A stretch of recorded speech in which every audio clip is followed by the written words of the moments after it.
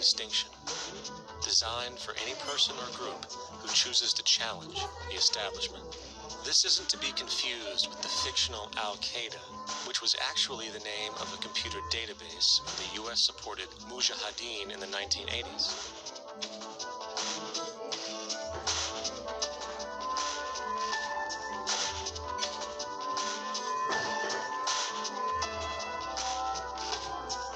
In 2007, the Department of Defense received $161.8 billion for the so-called global war on terrorism. According to the National Counterterrorism Center, in 2004, roughly 2,000 people were killed internationally due to supposed terrorist acts. Of that number, 70 were American.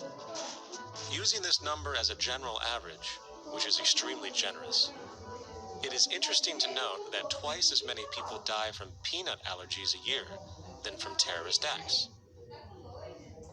Concurrently, the leading cause of death in America is coronary heart disease, killing roughly 450,000 each year.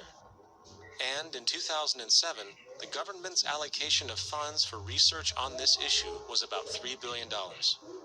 This means that the U.S. government in 2007 spent 54 times the amount for preventing terrorism than it spent for preventing a disease which kills 6,600 times more people annually than terrorism does.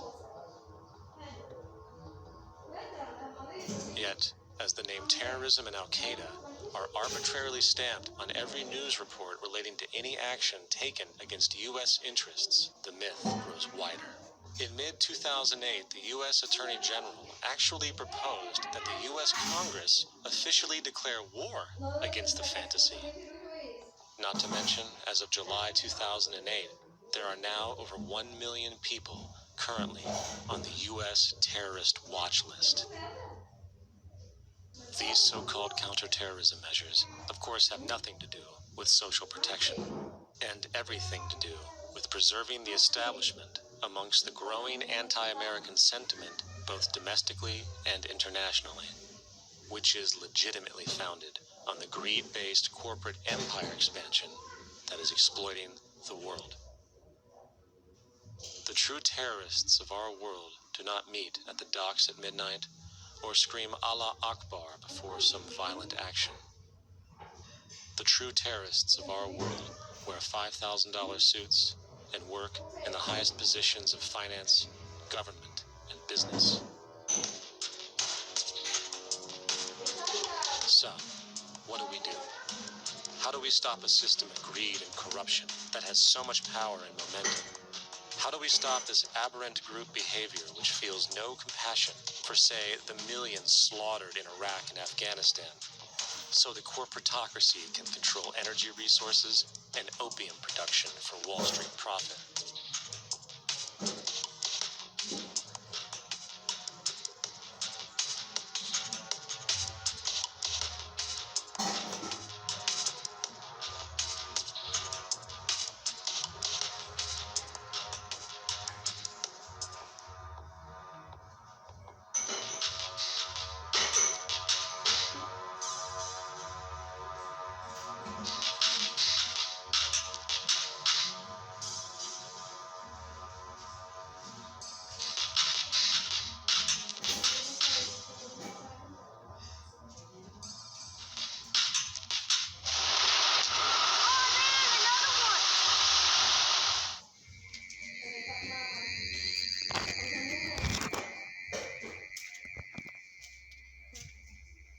How do we stop a system of greed and corruption that condemns poor populations to sweatshop slavery for the benefit of Madison Avenue?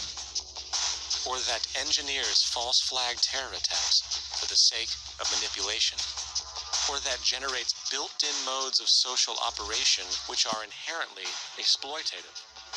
Or that systematically reduces civil liberties and violates human rights in order to protect itself from its own shortcomings?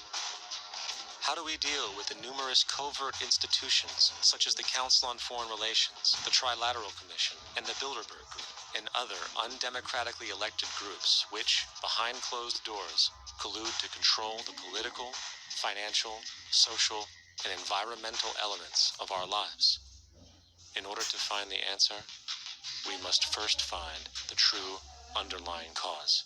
For the fact is, the selfish, corrupt, power, and profit-based groups are not the true source of the problem. They are symptoms.